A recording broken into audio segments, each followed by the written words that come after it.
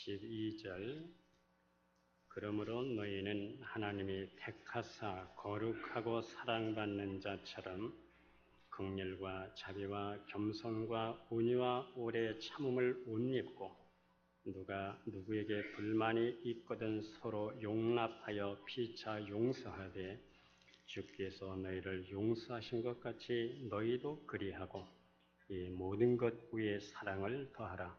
이는 온전하게 매는 띠니라. 아멘.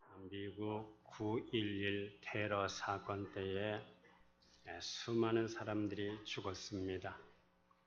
경찰관, 그리고 소방관, 그리고 시민 단체들이 한 사람이라도 더 살리기 위해서 잿더미 속을 파헤쳤습니다. 그야말로 이 잿더미 속은 정말 참혹했습니다. 어느 소방관이 잿더미 속에서 잘려진 손을 하나를 발견을 했습니다. 그런데 좀 이상한 것은 무엇인가 이렇게 확 움켜쥐고 있는 그러한 잘려진 손이었습니다. 그래서 소방관이 생각하기를 죽으면서 뭐가 그렇게 중요하길래 끝까지 놓지를 않고 그렇게 움켜쥐고 죽었을까? 그래서 손을 펴보았습니다. 손을 펴보았더니 그 손 안에 작은 손이 하나가 나왔습니다. 그 손은 바로 어머니의 손이었습니다. 마지막 죽어가면서까지 자기 자식의 손을 붙들고 있다가 함께 잘려나간 그러한 손이었습니다. 부모가 아무리 자기 자식을 사랑한다 할지라도 사고 앞에서는 얼마든지 그렇게 잘려나갈 수가 있습니다. 그런데 어떤 상황 속에서도 어떤 테러의 역사 속에서도 사탄의 역사 속에서도 결코 잘리지 않고 우리를 붙들고 계시는 그러한 손이 있습니다. 그 손은 바로 주님의 손길인 것을 믿으시기를 바랍니다.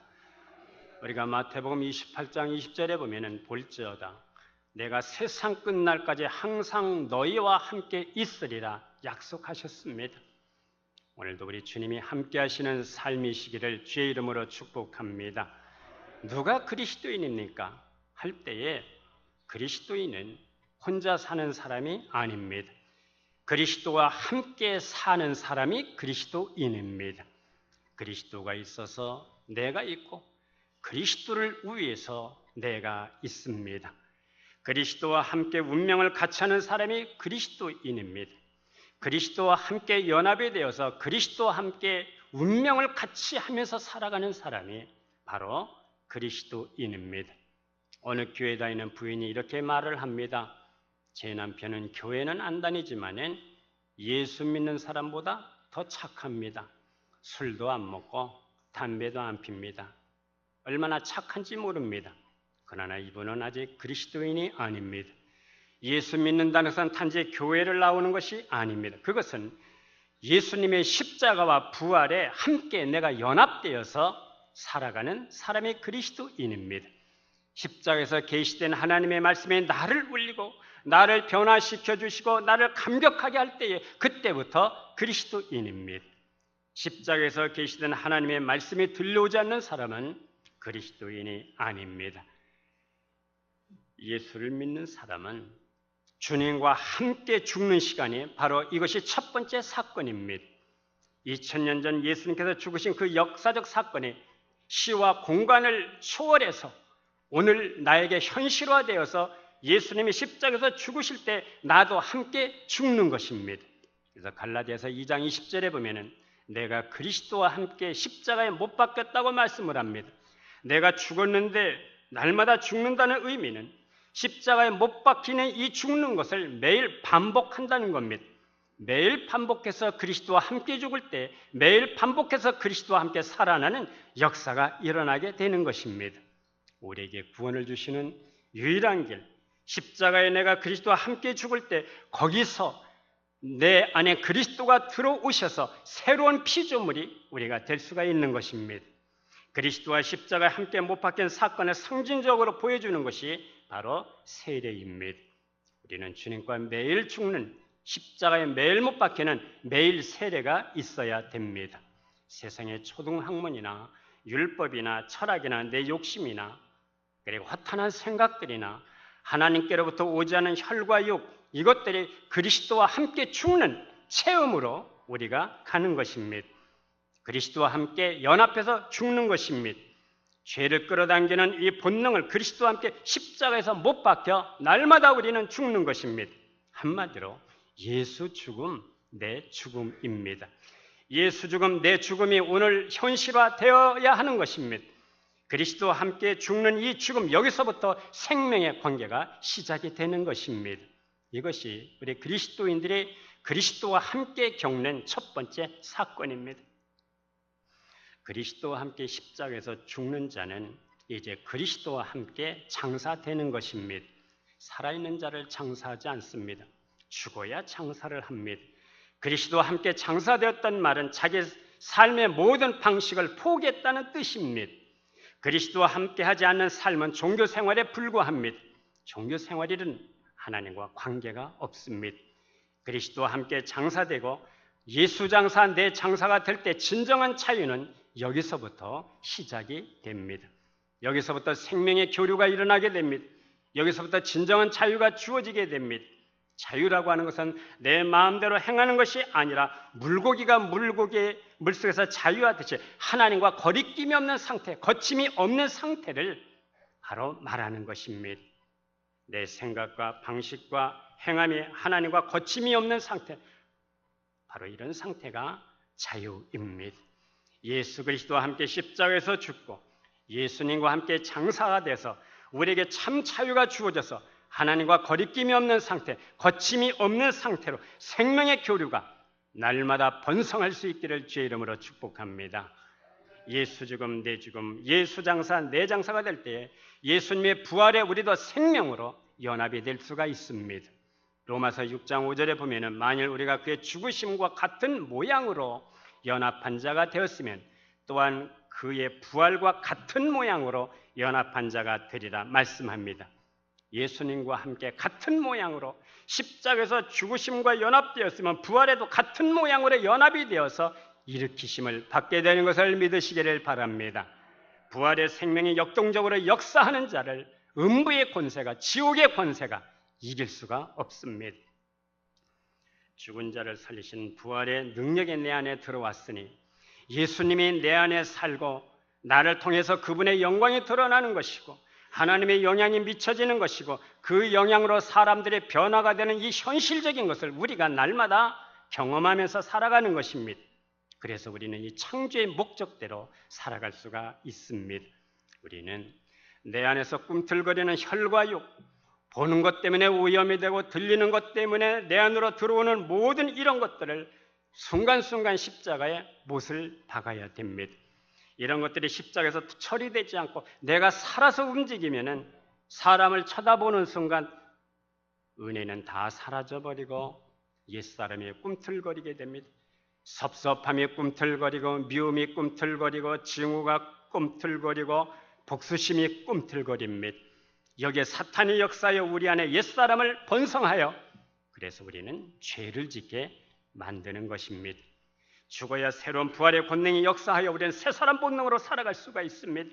성도 여러분, 우리의 옛사람이 날마다 고갈되기를 축복합니다. 주님의 은혜가 내 몸에서 노출되기를 바랍니다. 하나님의 생명이 내 안에서 식지 않기를 주의 이름으로 기원합니다. 성숙한 그리스도인은 하나님으로 사는 것이 행복한 거예요. 하나님으로 살아가는 것이 우리는 편한 겁니다. 하나님으로 사는 것이 불편하고 힘든 것은 아직도 유아기적인 그런 신앙생활입니다. 그리스도인의 정체성은 그리스도와 함께 살아가는 데 있습니다. 천상천하 유아독존이라는 말을 들어보셨을 것입니다. 석가모니가 태어나자마자 7걸음을 걸었답니다. 그리고 오른손으로 하늘을 가리키고 왼손으로 땅을 가리키면서 천상천하 유아독존, 하늘 위나 땅 아래나 나 혼자 존재한다, 그런 뜻입니다. 우주 가운데 나보다 더 귀한 존재가 없다는 뜻입니다. 천상천하 유아독존, 우주의 시작도 나고 우주의 끝도 나 자신이라는 의미입니다. 그러나 성경은 뭐라고 말씀합니까? 하나님 없는 나 자신의 정체성은 허무해. nothing. 아무것도 아닙니다. 의미도 가치도 소망도 없습니다. 예수 안에서만이 존귀한 인생입니다. 하나님의 형상이 회복된 자만이 존귀한 인생입니다. 오늘 우리가 이 본문으로 보면은 그리스도인의 정체성을 말씀하고 있습니다. 그리스도인의 정체성은 첫째로는 하나님의 선택에 있습니다. 오늘 12절에 보니까 하나님이 선택하사 말씀을 하십니다. 그리스도인의 정체성을 혼자 살아가는 것이 아니고 하나님께서 나를 선택하셨다는 겁니다. 하나님께서 아브라함을 선택하셨습니다. 아브라함이 무슨 특별한 무슨 자격이 있어서 선택받은 건 아닙니다. 아브라함이 태어난 갈대아 우르는 그야말로 우상의 창고란 그러한 지역이었어요. 그의 아버지 데라는 우상을 섬겼고 우상을 만들어서 파는 그러한 사람이었습니다. 그런데 하나님께서 아브라함을 선택을 하셨습니다. 특별해서 부른 것이 아니고 부름을 받았고 선택을 받았기 때문에 특별해진 것입니다. 나는 아무 자격도 없는데 하나님의 부르심을 받았다. 이것이 바로 선택입니다. 아브라함은 이 선택받은 정체의식을 갖고 살아갑니다. 하나님은 선택한 사람 아브라함을 통해서 자기를 계시를 하셨습니다. 그의 생애는 곧 하나님이 함께 하셨고 하나님이 말씀하셨고 하나님이 함께 하시는 삶이었습니다. 하나님이 아브라함을 선택한 그 만남, 그에게 하신 이 말씀, 이 모든 것들이 계시입니다. 계시라는 것은 하나님이 드러나는 겁니다. 하나님이 나타나는 것입니다. 그래서 우리는 아브라함의 생애를 보면서 하나님의 말씀과 음성을 듣는 것입니다. 엄밀하게 말씀을 드리면 하나님이 아브라함에게 하신 말씀이지 우리에게 하신 말씀은 아닙니다. 그러나 우리는 성경을 통해서 아브라함에게 하신 이 말씀을 우리에게 주시는 말씀이라고 봤습니다. 그것은 아브라함의 생애를 통해서 아브라함에게 하신 말씀, 선택한 자에게 하신 이 말씀이 곧 이 계시적인 사건이 바로 계시적 역사이기 때문입니다. 아브라함을 통해서 하나님의 뜻이 드러났기 때문에 그 뜻을 나에게 주시는 뜻으로 우리는 받아들이는 것입니다. 아브라함의 모든 시작은 바로 하나님이셨습니다. 왜 하나님께서 아브라함을 선택하시고 부르셨습니까? 하나님의 목표는 아브라함의 믿음의 사람이 되는 것이었어요. 믿음의 사람으로 세워지는 것이었고 믿음으로 성장하는 것이었고 이것이 하나님의 비전이었고 목표였습니다. 이러한 하나님의 목표를 위해서 그는 떠나야 하는 훈련을 계속해서 받아야 했습니다.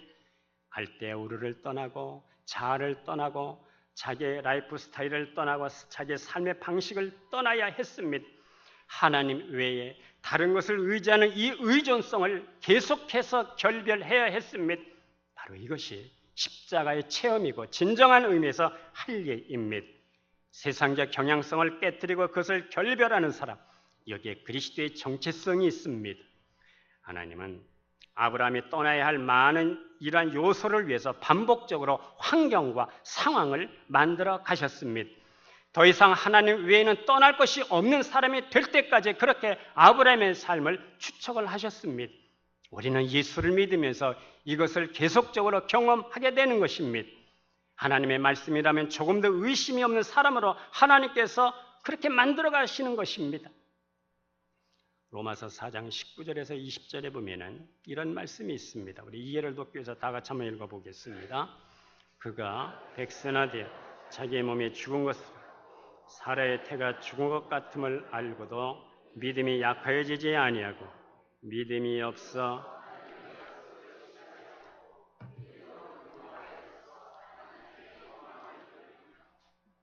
사라의 태도 죽은 것 같고 자기의 몸도 죽은 것 같았는데 아브라함은 내 자신을 내려놓고 인간의 모든 수준을 내려놓고 하나님의 수준을 선택을 하셨습니다. 하나님의 수준을 신뢰를 했습니다. 그래서 믿음이 약하여지지 아니하고 더 견고해졌다는 말씀입니다. 우리 교회 80주년 우리의 선한가족 찬양축제에 우리 목사님들이 몇 분이 오셨습니다. 그리고 식사 후에 잠시 회의실에서 차를 마시면서 그동안 여기에서 있었을 때 일어났던 그 에피소드 이런 것들을 얘기하면서 많이 웃었습니다. 목사로 부름을 받았지만은 목사로 만들어져 가는 것입니다.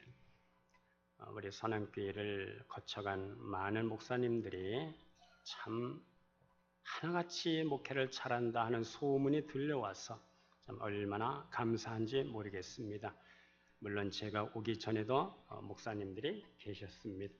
제가 온 후로 우리 교회를 거쳐서 목사님이 된 분들이 24분입니다.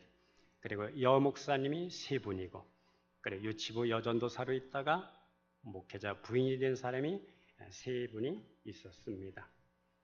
얼마 전 전화를 한 통 받았습니다. 울산의 어느 큰 교회에서 목사님, 참 선함교회 출신 부목사님이 너무너무 일을 잘합니다. 저를 너무너무 잘 도와줘서 얼마나 감사한지 모르겠습니다. 그날 제 마음이 얼마나 기뻤는지 모릅니다. 저도 옛날 저의 담임 목사님을 만나면 농담으로 그렇게 얘기를 합니다. 목사님, 내가 5년 3개월 동안 목사님 밑에서 부목사 할 때 내가 얼마나 힘이 들었는지 아십니까? 그랬더니 껄껄껄껄 웃으시면서 아, 그랬어? 아, 그래도 그렇게 나를 많이 도와줘서 정말 고마워. 같이 웃고 지냅니다. 이번에도 담임 목사가 된 사람들 왔길래 여기 있을 때 내가 좀 너무 힘들게 했지? 그랬더니 아닙니다. 정말 목회에 많은 도움을 받고 있습니다. 여기서 견뎠기 때문에 내가 목회를 할 수가 있었고, 여기서 이겨냈기 때문에 내가 지금 목회를 할 수가 있었습니다. 목사님 정말 감사합니다. 말로만 이렇게 웃고 그렇게 지나갔습니다. 한동안 우리 선함교회 교육자들하고 모임이 있었는데 너무 바쁘다 보니까 그동안 모임을 못 가졌는데 이제 다시 모이기로 했습니다. 하나님은 환경적으로 인간관계적으로 하나님만 의지할 수밖에 없는 사람으로 우리를 만들어 가시는 것입니다. 그래서 믿음의 사람이 되게 하시고 기도의 사람이 되게 하시고 성령의 사람이 되게 하시고 다른 사람을 믿음의 자리까지 인도해 낼 수 있는 사람이 되게 하시고 십자가를 체험하여 다른 사람을 십자가의 자리로까지 인도할 수 있는 사람으로 우리를 그렇게 만들어 가시는 겁니다. 여기에 하나님의 선택이 있습니다. 바로 그것이 은혜입니다. 이제 두 번째, 그리스도인의 정체성은 거룩입니다. 오늘 보면 12절에 보니까 거룩하고 라는 말씀이 있습니다. 우리가 주기도문에 아버지의 이름을 거룩하게 하시며 라고 말씀합니다. 하나님의 존재 방식이 거룩입니다. 이스라엘 사람들의 신과는 거룩입니다. 헬라어로 하기오스, 이 말은 구별이라는 뜻입니다. 분리됐다는 뜻입니다. 하나님은 섞이는 것을 좋아하지 않으셨습니다. 신명기 22장 9절에서 11절 보면 포도원에 두 가지 종자를 섞어 뿌리지 말라고 말씀하십니다. 밭을 갈 때도 소는 소대로 나귀는 나귀대로 이렇게 결을 내서 밭을 갈아야지 소와 나귀를 결의해서 밭을 갈지 말라고 말씀하셨습니다. 그리고 배와 배실과 양털을 섞어서 짜지 말라고 말씀하셨어요. 하나님은 섞는 것을 좋아하지 아니하셨습니다. 우리가 신약 고린도후서 6장 15절 16절에 보면 그리스도와 벨리알이 어찌 조화되며 하나님의 성전과 우상이 어찌 일치되리오 말씀합니다. 하나님은 거룩하신 하나님이십니다. 우리 가정에서도 아버지의 수저나 밥그릇을 구별해서 좋은 것으로 사용을 합니다. 또 같은 밥솥에서 이 밥을 풀 때도 어른의 것을 구별해서 먼저 푸는 그러한 마음을 갖고 구별을 해서 밥을 푸는 걸 볼 수가 있어요. 우리가 교회 나올 때도 옷도 구별해서 입는 것이 좋습니다. 부엌에서 입었던 옷 시장 가고 시장에서 입었던 옷을 교회로 또 입고 나고, 그것은 구별된 마음이 아닙니다. 안식일을 거룩하게 지키라는 이 말씀도 구별하라는 뜻입니다. 저는 청년 시절에 헌금을 드릴 때도 구겨진 돈을 다리미로 데렸습니다. 그래서 헌금을 드렸어요. 돈이 또 너무 더러우면 비누로 빨았습니다. 그러나 이 때는 안 지워지더라고요. 이게. 하여튼 데려서 그렇게 헌금을 드렸습니다. 그리고 거룩이라고 하는 것은 높이는 마음입니다. 거룩을 어원적으로 보면 무겁다라는 뜻이 있어요. 우리는 하나님을 경히 가볍게 여겨서는 안 된다는 것입니다. 우리가 극장에서도 애국가가 나오면 일어섰습니다. 그리고 길을 걸어가다가도 애국가가 나오면 그대로 멈춰 섰습니다. 그것은 무겁게 여기는 마음 때문입니다. 그리고 거룩은 성결하고 깨끗한 것입니다. 레위기 19장과 베드로전서 1장에 보면 내가 거룩하니 너희도 거룩하라고 말씀합니다. 성도가 거룩해야 하는 이유가 어디 있습니까? 첫째는 구원받은 백성이기 때문입니다. 성전으로 우리가 부름을 받았기 때문입니다. 우리 고린도전서 3장 16절 17절을 다 같이 한번 읽어보겠습니다. 너희는 너희가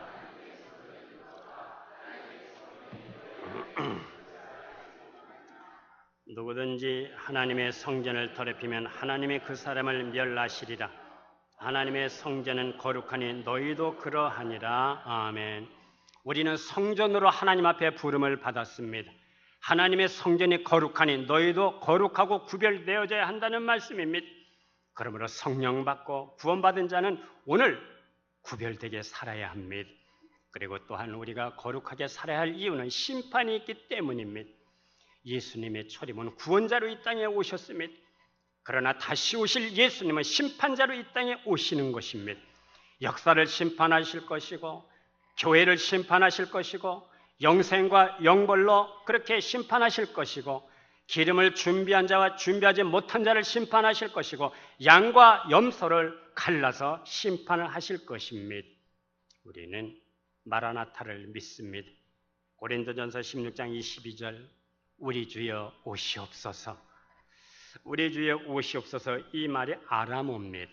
아람어를 헬라어로 표기하면 마라나타입니다. 계시록 22장 20절 말씀에 내가 진실로 속히 오리라 하거늘 아멘 주 예수여 오시옵소서. 마라나타입니다. 성도 여러분, 마라나타 신앙으로 이 땅을 살아갈 수 있기를 기원합니다. 하나님의 심판의 기준은 우리의 삶입니다. 우리의 옛자가 십자가에 못 박히고 영을 쫓아 살아가는 방식이 날마다 더해갈 수 있기를 기원합니다. 하나님의 영으로 움직이는 삶이 될 수 있기를 바랍니다. 날마다 죽는 것을 배우고 좁은 길로 살아가야 됩니다. 하나님으로만 살아가는 우리 성도의 삶이 될 수 있기를 기원합니다. 여기에 영적 진보가 일어날 수 있기를 축복합니다. 이제 세 번째, 그리스도의 정체성은 사랑받는 자입니다. 오늘 본문에 메가페 메노니, 아가페의 사랑을 받는 자, 그런 뜻입니다. 그리스도인의 정체성은 선택받은 자이고 구별된 자이고 동시에 사랑받는 자입니다. 이것이 그리스도인의 정체성입니다. 성도는 사랑받는 자이기 때문에 받은 사랑을 갖고 이웃에게 사랑을 나누어 주는 것입니다. 종종 하는 얘기지만은 노점상에서 파는 물건을 깎지 말라고 그랬습니다. 다른 데서 사는 것은 도매상에서 사는 거라든지 이런 거 얼마든지 깎으세요. 그러나 노점상에서 파는 물건은 깎지 마세요.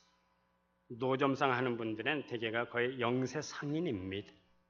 노점상에서 파는 거 나물 한 접시, 배추 몇 포기, 콩 한 대박 깎아도 부자 안 됩니다. 달라는 대로 그냥 다 주고 사세요. 노점상에서 파는 과일은 골라가지 마세요. 예수 믿는 사람은 주는 대로 받아가세요. 꼭 큰 거 다 골라가면 작은 거 누가 사갑니까? 그러니까 사과 한 개짝 파는 거 본전이야. 왜? 다 골라가서. 찬양대만 따라해 봅시다. 사과는, 과일은 주는 대로 받아갑시다. 예, 택시 타거든 집 앞까지 이리 가주세요, 저리 가주세요. 그러지 마시고 그저 대충 큰 길에서 내리세요. 그리고 걸어가세요. 걸어가는 것이 건강에도 좋습니다. 그리고 100원짜리, 200원짜리 잔돈 바지 가져가지 마세요. 아저씨 감사합니다. 그저 잔돈은 안 주셔도 되겠습니다. 우리 그리스도인이라면 작은 것부터 우리가 실천해야 되지 않겠습니까? 바로 이것이 그리스도인의 정체성입니다. 하나님의 택하심을 받고 구별되고 하나님의 사랑을 받은 자라면 이제 삶 가운데 드러나야 할 것이 있습니다. 그것이 오늘 본문의 옷 입고입니다. 옷을 입었다는 의미는 밖으로 표출이 됐다는 겁니다. 표현이 된다는 뜻입니다. 오늘 본문에 보면은 긍휼, 자비, 겸손, 온유, 오래 참음을 옷 입고 서로 용납하여 피차 용사되 주께서 너희를 용서하신 것 같이 너희도 그리하고 이 모든 것 위에 사랑을 더하라. 하나님께로부터 택함받은 정체성, 그리고 구별된 정체성, 하나님의 사랑받은 정체성은 무엇이 나타나느냐 할 때에 긍휼, 자비, 온유, 오래 참음, 용서, 모든 것 위에 사랑을 더해야 바로 그리스도인이다 하는 말씀입니다. 이 말씀에서 온유를 빼면은 긍휼, 자비, 겸손, 오래 참음, 용서, 사랑, 이 모든 것들은 하나님의 속성입니다. 내 안에서 그리스도가 살아계셔서 그리스도의 속성, 하나님의 속성이 드러나야 그리스도인입니다. 제가 고등학교 때 베트남 전쟁의 한창이었습니다. 미국 미네소테 그 크리스찬 클로니클이라는 잡지에 실린 얘기입니다. 1996년 버지니아주에 매일 밤 악몽에 시달리면서 괴로워하는 한 남자가 있었습니다. 그는 베트남 전쟁에 참여했던 미군 존 플로머라는 사람이었습니다. 1974년 퇴역한 후에 매일 술을 의지하면서 그렇게 괴로워하는 것은 한 장의 사진 때문이었습니다. 알몸으로 울부짖으면서 어디론가 달려가는 이 소녀의 모습을 담은 이 사진은 베트남 전쟁에 한창이었던 1972년 AP통신 사진 기자였던 닉 우트라고 하는 기자가 찍은 그 사진이었습니다. 전쟁의 참상을 여과 없이 보여줬다는 평가를 이 사진이 받아서 퓰리처 상을 수상한 그런 사진이었습니다. 베트남 전쟁이 한창이었던 1972년 존 플리머는 미 공군 비행사였습니다. 공습 지원을 맡은 그런 비행사였습니다. 그는 베트남 트랑방 마을을 공격하라는 폭탄을 투하라는 지시를 받고 당시 모든 민간인들이 이제 대피했다는 그 보고를 받고 고온의 화염을 내는 네임팜2를 그렇게 투하했습니다. 네임팜탄은 땅에 떨어지면은 동서남북 사방 30m가 불바다가 되는 그러한 폭탄이었습니다. 당시 트랑방 마을에 있는 몇몇 아이들이 타반에 숨어 있다가 폭탄이 떨어지자 밖으로 튀어나와서 도망을 하기 시작했어요. 아이들의 몸에 불이 붙고 그리고 한 소녀의 옷에 불이 붙으니까 이 옷을 벗어던지고 알몸으로 어디론가 울부짖으면서 도망가는 그런 사진이었습니다. 아마 이 사진을 몇 번인가 신문에 났기 때문에 아마 보셨을 겁니다. 이 모습을 종군기자 닉 우트가 도망치는 모습을 찍어서 전 세계 신문에 이렇게 실리게 된 것입니다. 존 플리머는 신문에 실린 사진을 보고 죄책감에 시달렸습니다. 물론 작전 지시에 의해서 폭탄을 투하했지만은 이 사진을 볼 때마다 큰 죄책감에 시달리면서 그는 대위로 5년 후에 제대를 하면서 그녀에게 용서를 받기 위해서 베트남을 다시 찾아갔습니다. 사진 속의 소녀를 찾았지만 생사조차 확인을 하지 못했습니다. 그리고 24년이라는 세월이 흘렀습니다. 1996년 워싱턴에서 재향군인의 날 기념식에 킴 푹이라는 여인의 초청이 돼서 연설을 하게 됐습니다. 그녀가 바로 그 당시 불붙은 옷을 벗어던지고 알몸으로 울부짖으면서 어디론가 달려가는 그러한 모습을 사진에 담겼던 그 아이였습니다. 이 킴푹 여인이 우리나라에도 몇 번인가 왔었습니다. 그녀는 연설을 이렇게 시작을 했습니다. 저는 우리 마을에 폭탄을 투한 미 공군 비행사 조종사를 그동안 수없이 많은 날들을 살아가면서 증오를 했습니다. 저는 종군기자 닉 우트에서 병원으로 옮겨져서 기적적으로 목숨을 건졌지만 전신에 큰 화상을 입어서 12년 동안 17번의 수술을 했습니다. 저는 몸에 남은 화상 흉터 때문에 절망에 빠져 있었고, 그리고 선전도구로 이용되는 그런 비참한 생활을 하고 있었습니다. 그러나 포기하지 않고 버티는 내 모습을 보고 베트남 정부가 저를 도와주었습니다.